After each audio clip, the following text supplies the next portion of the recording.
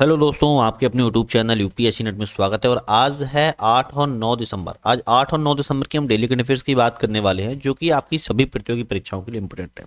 आज के यहाँ पे जो करंट अफेयर्स होने वाली है, यहाँ पे हम 20 करंट अफेयर्स की बात करेंगे। और एक दिन में 20 करंट अफेयर्स होना, वो भी विश्लेषण, समग्र विश्लेषण के साथ बात करना अपने आप में एक प्रमुख विषय बन जाता है।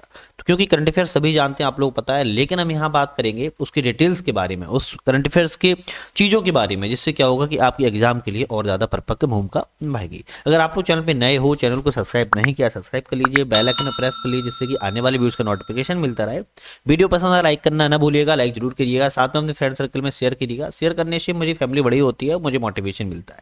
आप हमारी सोशल साइट्स पे लिंक पे डिस्क्रिप्शन में लिंक है, उस पर जाके ज्वाइन हो सकते हैं। ज्वाइन होने से क्या होगा, वहाँ पे आपको मैं शॉर्ट नोट्स, याद रखिएगा कौन से नोट, शॉर्ट नोट्स वहाँ पे पीडीएफ फॉर्म में अपलोड करता हूँ, तो आप लोग वहाँ पे उपलब्ध होते रहेंगे। क्योंकि करंट अफेयर्स बहुत सारी ऐसी होती है जो वीडियो नहीं बन पाती है, उसके जो नोट्स हैं वो अपलोड कर दिए जाते हैं, तो ये चीज़ आपको वहाँ पे मिलती रहेगी। चलिए, समय को गवारा ना करते हुए हम अपने पहले करंट अफेयर्स की तरफ बढ़ते हैं। पहले करंट अफेयर्स क्या है, आप लोगों ने चैनल को सब्सक्राइब कर लिया होगा। पहली और आज की बहुत महत्वपूर्ण करंट अफेयर्स है कि गरबा नृत्य, याद रखिएगा, गरबा जो नृत्य है उसको यूनेस्को के अमूर्त सांस्कृतिक विरासत की सूची में शामिल कर लिया गया है। अभी पूछा जा, वैसे तो प्रीवियस ईयर अगर आप क्वेश्चन उठा के देखोगे तो गरबा नृत्य पे बहुत सारे क्वेश्चन पूछे जा चुके हैं ऑलरेडी, लेकिन अभी यूनेस्को की अमूर्त सांस्कृतिक विरासत की सूची में शामिल किया गया है, लिस्टेड किया गया है, तो कहीं ना कहीं इस गरबा महत्व बढ़ जाता है और क्वेश्चन में डिमांड फिर से उछाल मारेगी। तो इसीलिए अब आपको सतर्क रहना है, उससे बिल्कुल भी झंझट से नहीं रखना है कि अब नहीं आएगा, आएगा, क्योंकि यूनेस्को ने शामिल किया है तो क्वेश्चन बन सकता है। तो गरबा जो नृत्य है यूनेस्को की अमूर्त सांस्कृतिक विरासत लिस्ट में शामिल किया गया है। यह किस राज्य से संबंधित है, तो यार देखिए गुजरात राज्य से संबंध है। वैसे शॉर्ट ट्रिक ये भी लगा सकते हैं कि गरबा और गरबा गुजरात से है, तो गागा है तो गुजरात लगा के आना है। भारत में ऐसा कोई राज्य नहीं जिससे गा से शुरुआत होती हो। तो गरबा नृत्य का संबंध गुजरात राज्य से है। और कई सारे 4 ऑप्शन आ सकते हैं वहां पे कि कौन सा लिस्ट है जो अभी हाल ही में गुजरात का है और यूनेस्को की अमूर्त सांस्कृतिक सूची में शामिल है। तो आप लोग बेहिचक होकर गुजरात राज्य पे गरबा टिक लगा के आइएगा। अगर इसके बारे में थोड़ा सा डिटेल से बात कर लेते हैं जो आपके एग्जाम के लिए इंपॉर्टेंट है। यूनेस्को ने गुजरात के पारंपरिक गरबा डांस को अमूर्त सांस्कृतिक विरासत में शामिल किया है। अगर इस गुजरात गरबा की बात की जाए तो यह गुजरात, महाराष्ट्र और राजस्थान सहित भारत के प्रमुख राज्यों में बहुत लोकप्रिय सामूहिक लोक नाट्य है। या लिखिएगा, क्या है, लोक नृत्य है, एक लोक नृत्य है जो गुजरात के साथ साथ महाराष्ट्र, राजस्थान के कई सारे और राज्यों में इसको किया जाता है, लेकिन इसका संबंध मुख्यतः देखा जाए तो गुजरात राज्य से है।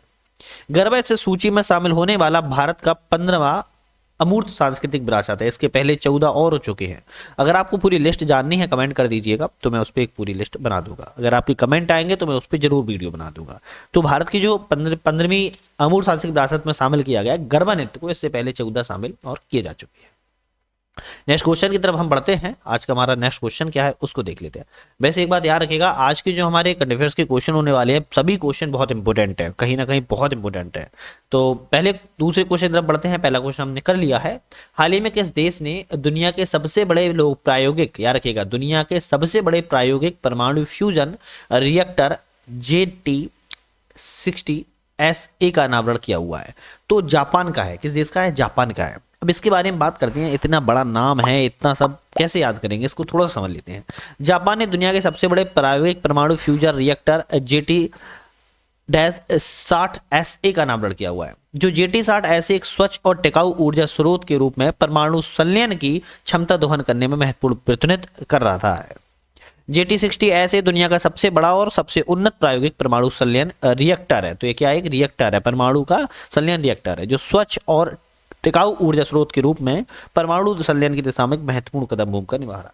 तो क्वेश्चन आ सकता है कि जो प्रायोगिक परमाणु फ्यूजन रिएक्टर JT, नाम आ सकता है JT60SA का किस देश से संबंध है? तो जापान देश से संबंध है इसका। वैसे तो नाम से भी इसको क्लियर कर रहा है, लेकिन फिर भी आप लोग याद करिएगा जापान देश से इसका संबंध।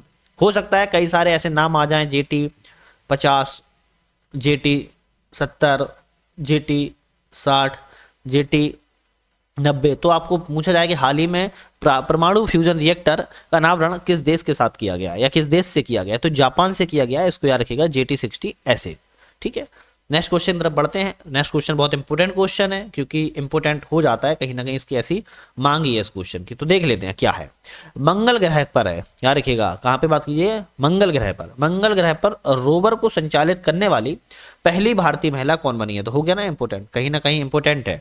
तो डॉक्टर अक्षता कृष्णमूर्ति हैं, उन्होंने मंगल ग्रह पर रोवर है उसको संचालित किया है, पहली भारतीय महिला बन गई हैं। तो इनके बारे में अब जानना जरूर हो जाता है। तो रोवर मंगल ग्रह की सभी चीजें जैसे कि इकट्ठा करने पर मिशन पर है, याद रखिएगा क्या है, रोवर है मंगल ग्रह पर चीजें इकट्ठा कर रहा है, मिशन है, जिसमें लाल ग्रह के बारे में और अधिक समझने में सहायता मिलेगी। लेकिन भारतीय महिला अक्षता कृष्णमूर्ति अमेरिकी स्पेस एजेंसी नासा में 13 सालों से काम कर रही हैं। याद रखिएगा जो अक्षता कृष्णमूर्ति हैं वो भारतीय हैं, ये भारतीय हैं, लेकिन हाल ही में ये 13 वर्षों से, कितना वर्षों से, 13 सालों से नासा की जो एजेंसी है उस पर कार्य कर रही हैं।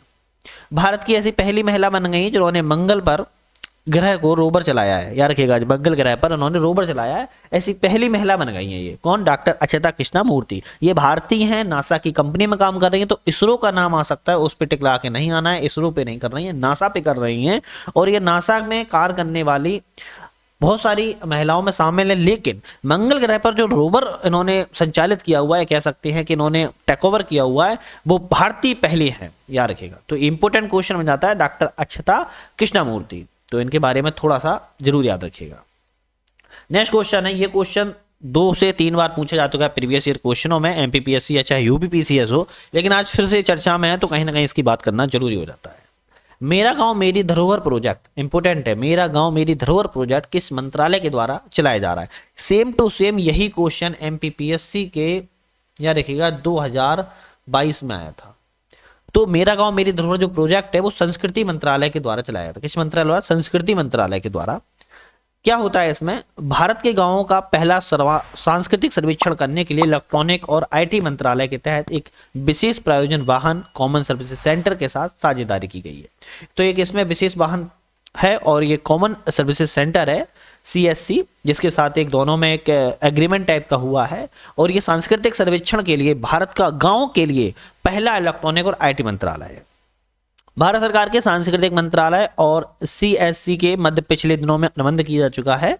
कानपुर देहात में, याद रखिएगा यूपी की बात की जा रही है, क्वेश्चन आ चुका है, मैं पहले ही बोल रहा हूँ, कानपुर देहात में इस योजना को ट्रायल भी किया जा चुका है। तो कानपुर देहात में इस योजना जो है उसका ट्रायल हो चुका है और सक्सेसफुली ट्रायल रहा है, तो इसीलिए अब इसका महत्व बढ़ गया है। तो मेरा गाँव मेरी धरोहर जो प्रोजेक्ट है वो संस्कृति मंत्रालय के तहत किया जा रहा है या चलाया जा रहा है।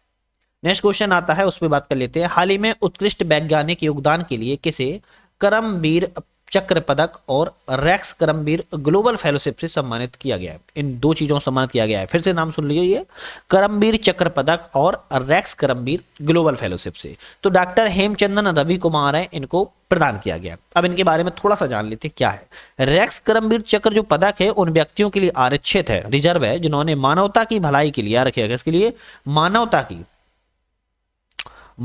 की जो मनुष्य हैं उनकी मानवता की भलाई के लिए विश्व स्तर पर उत्कृष्ट योगदान प्रदर्शित किया हो। तो रेक्स जो रिजर्व है वो मानवता की भलाई के लिए, जिन्होंने वर्ल्ड के लेवल पे, याद रखिएगा भारत के लेवल में विश्व स्तर पर बहुत अच्छा योगदान दिया हो। डॉक्टर हेमचंदन रवि कुमार लंदन में रॉयल सोसाइटी ऑफ बायोलॉजी के राजदूत और निर्वाचन सदस्य के प्रतिष्ठित पद संभाल रहे हैं। तो याद रखिएगा ये बहुत अच्छे पद पर भी हैं, और ये जो डॉक्टर हेमचंदन रवि कुमार है वो भी लंदन में है और रॉयल सोसाइटी ऑफ बायोलॉजी में। तो याद रखिएगा, तो इनको करमवीर चक्र पदक और रेक्स करमवीर ग्लोबल फेलोशिप सम्मानित किया गया है। अगर पूछा जा सकता है रेक्स करमवीर ग्लोबल जो फेलोशिप है किसके लिए आरक्षित है, तो मानवता की भलाई के लिए आरक्षित है, जो कि विश्व स्तर पर उसने बड़ा योगदान दिया हो। तो कितना इंपॉर्टेंट क्वेश्चन, आप लोग समझ ही सकते हैं इसको। नेक्स्ट इंपॉर्टेंट क्वेश्चन की बात करते हैं, इस पे हमारी पैसिफिक टॉपिक पे ही सीधी वीडियो आने वाली है, तो आप उसको भी देख लीजिए। तो इस पे डिस्क्रिप्शन में लिंक तो नहीं लग पाएगी हालांकि, लेकिन हाँ इस टॉपिक पर वीडियो बनने वाली है, तो आप लोग थोड़ा सा याद रखिएगा। हाल ही में फोर्ब्स द्वारा जारी, याद रखिएगा फोर्ब्स जो है वो जारी करती है कुछ ना कुछ सूची को, तो फोर्ब्स के द्वारा जारी दुनिया के सबसे शक्तिशाली महिलाओं की सूची में कितनी भारतीय महिलाएं शामिल है? तो 4 भारतीय महिलाओं को शामिल किया गया है फोर्ब्स की सूची में। तो दुनिया की सबसे शक्तिशाली, याद रखिएगा कौन सी है, दुनिया की सबसे शक्तिशाली महिलाएं।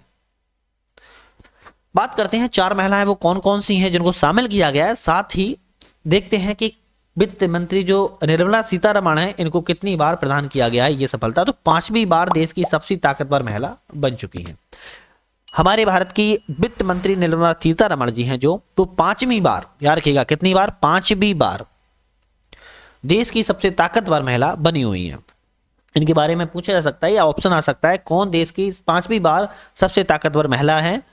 तो आपको टिकरा के आना है, निर्मला सीतारमण जी हैं और ये 5वीं बार चुनी गई हैं। आगे बात करते हैं कि निर्मला सीतारमण के अलावा और कौन है। तो HCL कॉरपोरेशन की चेयरपर्सन रोशनी नादर मल्होत्रा दूसरे नंबर पर है। स्टील अथॉरिटी ऑफ इंडिया की चेयरपर्सन सुमा मंडल तीसरे नंबर पर है। बायोकॉन की चेयरपर्सन किरण मजूमदार चौथे नंबर पर। तो ये जो चारों महिलाएं हैं, ये दुनिया में सबसे शक्तिशाली महिलाओं की सूची में शामिल की गई है। अब इस पे हम फोर्ब्स की जो सूची हुई है, इस पे हम पूरी पैसिफिक वीडियो बनाएंगे टॉपिक पर। तो इसमें क्या होगा कि पहले नंबर पर किस देश की हैं और आखिरी में जो अंतिम बिंदु होगा उस पर किस देश की हैं, और जो भारतीय महिलाएं, इनको किस किस नंबर पर इनको स्थान रखा गया है। अब ऐसा तो है नहीं कि दुनिया में सबसे शक्तिशाली का मतलब है कि इनको पहले, दूसरे, तीसरे, चौथे नंबर पर रख दिया गया हो। इनका भी स्थान कहीं ना कहीं होगा, क्योंकि पूरी दुनिया की बात कर रहा है। तो यहाँ पे इनको पूरी बात करने के लिए टॉपिक पर पूरी वीडियो बनाएंगे, तो उस पर आप जरूर जाके देखिएगा। हालांकि हम नेक्स्ट क्वेश्चन की तरफ बढ़ते हैं। नेक्स्ट क्वेश्चन क्या है उसकी बात कर लेते हैं। आज के जो हमारा नेक्स्ट क्वेश्चन होने वाला है, हाल ही में ICC रैंकिंग में दुनिया के नंबर 1 T20 इंटरनेशनल गेंदबाज कौन बने हैं? तो ICC रैंकिंग में बने हैं दुनिया के नंबर 1 T20 इंटरनेशनल गेंदबाज, जो रवि बिश्नोई बन गए। कौन? रवि बिश्नोई। इनके बारे में थोड़ा सा देख लेते हैं। श्रीलंका स्पिनर वानिंदु हसरंगा और इंग्लैंड के आदिल राशिद संयुक्त रूप से तीसरे स्थान पर हैं। तो श्रीलंका के जो वानिंदु हसरंगा हैं ये दूसरे स्थान पर है, इंग्लैंड के आदिल जो राशिद हैं वो तीसरे स्थान पर है, और रवि बिश्नोई पहले स्थान पर है। रवि बिश्नोई अंतर्राष्ट्रीय क्रिकेटर हैं और वह इंडियन प्रीमियर लीग IPL में लखनऊ सुपर जॉयंट्स के लिए खेलते हैं। Ravi Bishnoi ICC T20 international ranking में दुनिया के नंबर 1 गेंदबाज बन गए। तो बाकी के दो जो भी हैं, एक श्रीलंका के और एक इंग्लैंड के, इनकी भी मैंने बात की है, इनको भी याद रखेगा। थोड़ा सा चर्चा में रहे व्यक्तियों की भी बात कर रहे हैं हम यहाँ पे। मिजोरम के नए मुख्यमंत्री, नए CM के रूप में किसने शपथ ग्रहण ली हुई है? आपने अभी बहुत सारे राज्यों में चुनाव हुए हैं, कई सारे राज्य तो ऐसे हैं वो बहुत चर्चा में रहते हैं, तो आप लोगों को वो तो याद रहते हैं, लेकिन वो नहीं पूछे जाते हैं, क्योंकि वो तो इतने बार न्यूज़ में रहते हैं, वो रिक्शा चलाने वाला भी जानता है कि मध्य प्रदेश में कौन बने, राजस्थान में कौन बने। लेकिन बात कर रहे हैं नॉर्थ ईस्ट की, जहाँ पे अक्सर मीडिया नहीं पहुंच पाती है, या कह सकती है कि इतना चर्चा में नहीं रहते हैं व्यक्ति वो, इसलिए कहीं ना कहीं उनसे क्वेश्चन पूछे जाते हैं, क्योंकि हम रटते उनको हैं जो चर्चा में है, लेकिन चर्चा में ये भी है, लेकिन पूछ वही लिए जाते हैं जो आपको याद नहीं है। तो मिजोरम के नए मुख्यमंत्री की बात किया है तो लाल दोहुमा चुने गए हैं। कौन? लाल दोहुमा जो है वो मुख्यमंत्री CM बने मिजोरम के। अगर हम इनके बारे में थोड़ा जाने तो जोरम पीपुल्स मूवमेंट JPM के नेता लाल दोहुमा ने मिजोरम के मुख्यमंत्री के रूप में शपथ ली हुई है। पार्टी नेता वनलाल रुवाता ने राजभवन में कैबिनेट मंत्री के रूप में शपथ ली। मिजो नेशनल फ्रंट के नेता और निर्वित्तमान मुख्यमंत्री जोरमथांगा भी इस अवसर पर उपस्थित रहे थे। लाल दोहुमा ने प्रदेश के 6वें मुख्यमंत्री के रूप में शपथ ग्रहण लिया। तो क्वेश्चन यही बन सकता है कि मुख्यमंत्री के जो शपथ ग्रहण लिया हुआ है मिजोरम के, तो कौन से नंबर पर है? तो याद रखिएगा 6वें मुख्यमंत्री हैं वो। कौन है? 6 मुख्यमंत्री के रूप में इन्होंने शपथ ग्रहण लिया हुआ है। तो इंपोर्टेंट है, मिजोरम के नए मुख्यमंत्री लाल दोहुमा है और इन्होंने 6वीं, मतलब इन्होंने कह सकते हैं 6ठे मुख्यमंत्री के रूप में शपथ ग्रहण लिया हुआ है। नेक्स्ट क्वेश्चन की बात करते हैं। इंपोर्टेंट क्वेश्चन भी है। जयपुर वैक्स म्यूजियम, याद रखिएगा जयपुर वैक्स म्यूजियम में हाल ही में किसकी प्रतिमा का अनावरण किया गया है? जयपुर वैक्स जो म्यूजियम है उसमें डॉक्टर भीमराव अंबेडकर जी की प्रतिमा का अनावरण किया गया। इसको कह सकते हैं डॉक्टर BR अंबेडकर। तो जयपुर वैक्स म्यूजियम में किया गया। इनके बारे में जानते हैं, इनका मुख्य वास्तुकार कौन है? तो भारतीय संविधान के जो मुख्य वास्तुकार रहे हैं डॉक्टर BR अंबेडकर की प्रतिमा का अनावरण जयपुर वैक्स म्यूजियम में नाहरगढ़ किले में किया गया है। तो क्वेश्चन में आ सकता है किले का नाम, तो याद रखिए नाहरगढ़ किले में किया गया। वैक्स इस मूर्ति की ऊंचाई 5 फीट 11 इंच है और भार की बात किया तो 38 किलोग्राम है। इस म्यूजियम की स्थापना की बात करें 2016 में राजस्थान सरकार के पुरातत्व और संग्रहालय विभाग के सहयोग से की गई थी। तो इस जो फैक्ट है इसमें से 2-3 फैक्ट निकल कर आते हैं। तो जो भारतीय संविधान के मुख्य वास्तुकार कौन है? आप लोग पता होगा डॉक्टर भीमराव अंबेडकर है, पूछे जा सकता है। जयपुर वैक्स म्यूजियम कहाँ पे है? नाहरगढ़ किले में किया गया, याद रखी गई, ये भी इंपॉर्टेंट है। अब इसकी मूर्ति तो नहीं पूछी जाएगी, लेकिन पूछा जा सकता है जो वैक्स म्यूजियम है उसकी स्थापना कब की गई थी? 2016 में की गई थी। अब इसकी प्रतिमा किसका अनावरण किया गया है? तो डॉक्टर भीमराव अंबेडकर की प्रतिमा का अनावरण किया गया है। नेक्स्ट क्वेश्चन की बात करते हैं हमारा। केंद्रीय मंत्री ने कार्डियोपल्मोनरी रेसिटेंशन का राष्ट्रव्यापी जन जागरूकता अभियान शुरू किया हुआ है? तो डॉक्टर मनसुख मंडाविया के द्वारा शुरुआत की गई है। अब जानते हैं कौन है। तो केंद्रीय स्वास्थ्य मंत्री हैं डॉक्टर मनसुख मंडाविया ने NBEMS द्वारा चलाए जा रहे कार्डियोपल्मोनरी रेसिस्टेंस जागरूकता कार्यक्रम में राष्ट्रव्यापी जन जागरूकता अभियान की शुरुआत की हुई है। देश का पहला CPR जागरूकता कार्यक्रम ये भी याद रखिएगा और राष्ट्रीय स्तर पर संचालित इसको किया जा रहा है। हालांकि हम नेक्स्ट क्वेश्चन की तरफ देखते हैं और नेक्स्ट क्वेश्चन क्या है उसको बात कर लेते हैं। उम्मीद है आपको अभी तक पूरी वीडियो पसंद आ रही होगी, तो चैनल को सब्सक्राइब किया होगा, वीडियो लाइक किया होगा, शेयर किया होगा अपने फ्रेंड सर्कल को, जिसके भी उनको भी अच्छा लगे और मुझे मोटिवेशन मिले। साथ ही हमारी बहुत सारी वीडियो बनती रहती हैं और इस पर भी आप लोगों ने जाके चेकआउट कर लिया होगा। क्वेश्चन है, राष्ट्रपति द्रौपदी मुर्मू ने किस केंद्रीय मंत्री को कृषि मंत्रालय का अतिरिक्त प्रभार दिया हुआ है? तो अर्जुन मुंडा को। याद रखिएगा, राष्ट्रपति जी के द्वारा केंद्रीय मंत्री थे, कृषि मंत्रालय के अतिरिक्त प्रभार सौंपा गया है अर्जुन मुंडा जी को। RBI ने, याद रखिएगा इंपोर्टेंट है, RBI ने लगातार 5वीं बार रेपो रेट को कितनी दर पर बरकरार रखा है? तो 6.50। याद रखिएगा RBI के द्वारा 6.50% पर रेपो रेट को, किसको, बहुत इंपॉर्टेंट रहती है रेपो रेट, एग्जाम में डायरेक्ट पूछी जाती है। तो रेपो रेट को 5वीं बार लगातार इसी दर पर बरकरार रखा हुआ है, तो RBI के द्वारा रखा जाता है। तो ये भी याद रखिएगा, रेपो रेट को कौन रेगुलेट करता है? RBI रेगुलेट करता है। नेक्स्ट आता है उत्तराखंड वैश्विक निवेशक शिखर सम्मेलन का उद्घाटन किसने किया है? तो भारत के प्रधानमंत्री नरेंद्र मोदी जी के द्वारा उत्तराखंड में वैश्विक निवेशक शिखर सम्मेलन का उद्घाटन किया गया है। निवेश बहुत इंपॉर्टेंट है भारत के लिए, याद रखिएगा। नेक्स्ट बात करते हैं, जयपुर वैक्स म्यूजियम ने हाल ही में किसकी प्रतिमा का अनावरण किया? डॉक्टर भीमराव अम्बेडकर की। ये तो क्वेश्चन में डिटेल से बात कर चुका हूं। गूगल की पेटेंट कंपनी अल्फाबेट ने कौन सा एडवांस AI मॉडल लॉन्च किया हुआ है? तो जेमिनी। याद रखिएगा, एक बात याद रखिएगा, गूगल की जो पेटेंट कंपनी है अल्फाबेट, कौन सी है? अल्फाबेट। तो अल्फाबेट पूछा जा सकता है किसकी पेटेंट कंपनी है? गूगल की है। तो अल्फाबेट ने एडवांस AI मॉडल लॉन्च किया है जेमिनी नाम से, याद रखिएगा। किस केंद्रीय मंत्री को राज्य मंत्री के तौर पर जल शक्ति मंत्रालय का अतिरिक्त प्रभार दिया गया? तो राजीव चंद्रशेखर जी को दिया गया। किसको? राजीव चंद्रशेखर को राज्य मंत्री के तौर पर जल शक्ति मंत्रालय। अंतिम पड़ाव पर चलते हैं, उत्तराखंड के वैश्विक निवेशक शिखर सम्मेलन का आयोजन किस शहर में किया गया है? तो देहरादून में किया गया है। अभी मैंने बात की थी किसने किया है, तो भारत के प्रधानमंत्री ने किया हुआ है, याद रखिएगा। और अब बात कर रहा है कि उत्तराखंड में कहां किया गया है? तो उत्तराखंड के देहरादून में किया गया है, याद रखिएगा। अंतिम है, ICCI ने वनडे विश्व कप फाइनल की मेजबानी करने वाली अहमदाबाद पिच को क्या रेटिंग दी है? औसत रेटिंग दी है। ICC जो वनडे विश्व कप फाइनल हुआ था उसकी मेजबानी करने के लिए अहमदाबाद पिच को यूज किया गया था, उसका उपयोग किया गया था। अहमदाबाद पिच को रेटिंग मिली है औसत, ना बहुत अच्छी ना बहुत बुरी, औसत रेटिंग के साथ इनको सम्मान दिया गया है। आज के लिए हमारे इतने क्वेश्चन थे। नेक्स्ट वीडियो में फिर से मुलाकात करेंगे। वीडियो का बहुत बहुत धन्यवाद।